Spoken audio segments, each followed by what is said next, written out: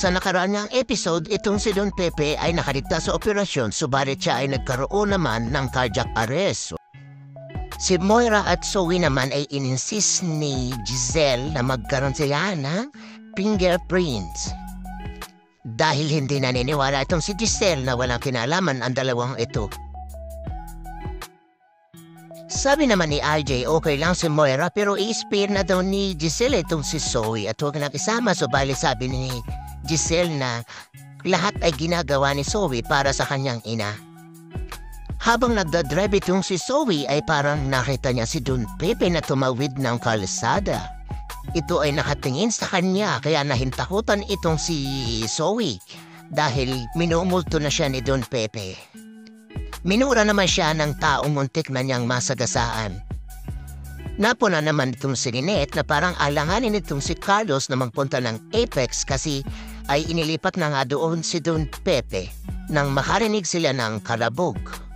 Nahintakutan sila, akala nila magnanakaw ulit yun subalit yun pala ay si Harry. Bumaba ng sasakyan ditong si Zoe at takot na takot kasi na ay gumawa siya ng kalokohan at tinulak niya si Don Pepe sa banid kaya ito parang minumulta na siya. At syempre to the rescue na naman itong si Dragon Moira at niratrata na naman siya hanggang bahay niraratratan siya. Pupunta sa vigil ni Don Pepe itong si Zoe at saka si Dragon Moira subalit parang pupunta ito ng party at nakapulang-pula ng suot. Yun pala ay nabubunyi at nagsasiyasa sa loob niya kaya siya ay nakarets. Sabi ni Baby Dragon kung hindi ba daw apektado itong si Moira, sinabi ni Moira na siyempre apektado siya pero in positive side. Dito nga sa Apex ginawa ang vigil ni Don Pepe. Tinanong naman ni Giselle kung paano nangyayari ang cardiac arrest ni Don Pepe.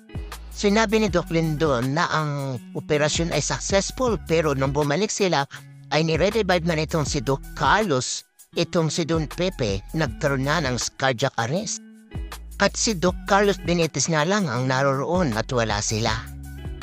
Dahil sa sinabi nila, napaisip naman itong si Giselle. Alam mo Giselle, kung ano man ang iniisip mo, i-push mo lang kasi pupunta ka sa tama. Nagkausap itong si Carlos at si Giselle at ipinahiwatig dito ni Giselle na bakit nagkaganon na siya lang ang kasama ng kanyang ama. Ang operasyon ay successful pero bakit walang ano-ano ay biglang nagkaroon ng cardiac arrest?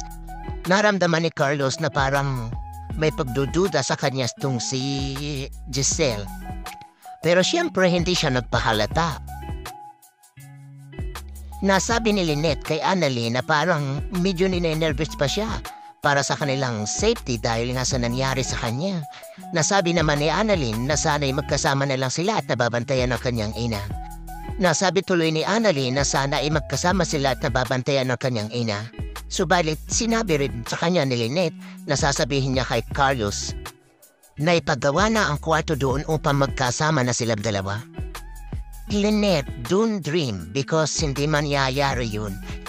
Gagawa si Carlos ng parang na hindi makatira doon sa kanila itong si Annalyn. Mas mabuti pang mag-hire ka na lang ng security guard. Matutuwa pa dyan si Carlos kasi sa makasama ninyo itong si Annalyn. Ito naman si RJ at itong si Dr. Ray ay nag-uusap din sa nangyari sa kanyang papa. Kasi nga magaling naman itong si Carlos sa sergeant. Bakit biglang-bigla na lang ay nagkaganito? Biglang sumulpot itong si Giselle at nasabi niya ang kanyang hinala. Pero siyempre hindi naman iniisip itong si RJ na magagawa ito ni Carlos sa kanyang papa.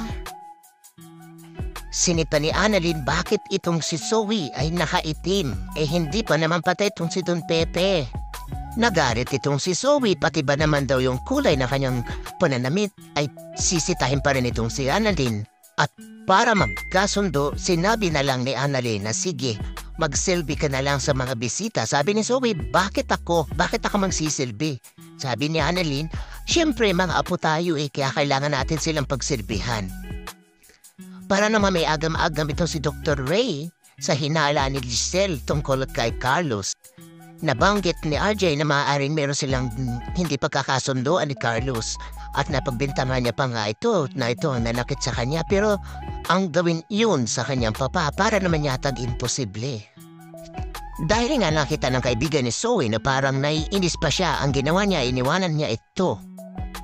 Nang mapag-isa itong si Zoe, ay para bang nalalaki ang kanyang ulo.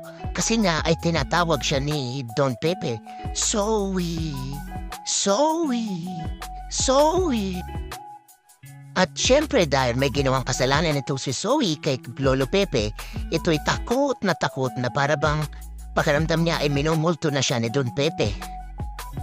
Kung makikita mo itong si Zoe para na itong nasisiraan ng bait sa kanyang itsura. Nasa ganun siyang sitwasyon nang dumating si Annalyn at napagbintangan niya pa si Annalyn na ginagaya daw niya ang boses nitong si Don Pepe at tinatawag siya. At bakit siya tinatakot nitong si Annalyn? Pilit niyang pinapaamin si Annalyn na siya yung nananakot, bagay na pinagtataka nitong si Annalyn. Halos nasasaktan na si Annalyn sa mga hawak ni Zoe dahil nga pinagbibintangan niya ito. Pero ayaw itong aminin ni Annalyn dahil hindi daw naman niya ginagawa yun at bakit niya gagawin yun. Sa susunod, dadamayan ni Lynette itong si RJ pero papaano kung may makakita sa kanya at makarating ito kay Carlos? Ano kaya na naman ang gagawin itong si Carlos? Lalo pa nga't hinahawakan na Lynette itong si RJ at may patapik-tapik pa sa balikat. Ano kaya ang sasabihin ng kanyang taga-sumbong? Hindi kaya magwala-wala na naman itong si Carlos? Ano naman kaya ang intention nitong si Michael? Bakit lahat na lang sinusumbong niya dito kay Carlos? At si Dragon Moira? Nakuha pa talagang mag-inom. Ano kaya ang gagawin dito ni Giselle? At nag-party-party pa sa oras ng pagbigil dito kay Lolo Pepe. Abaman ang susunod na kabanata.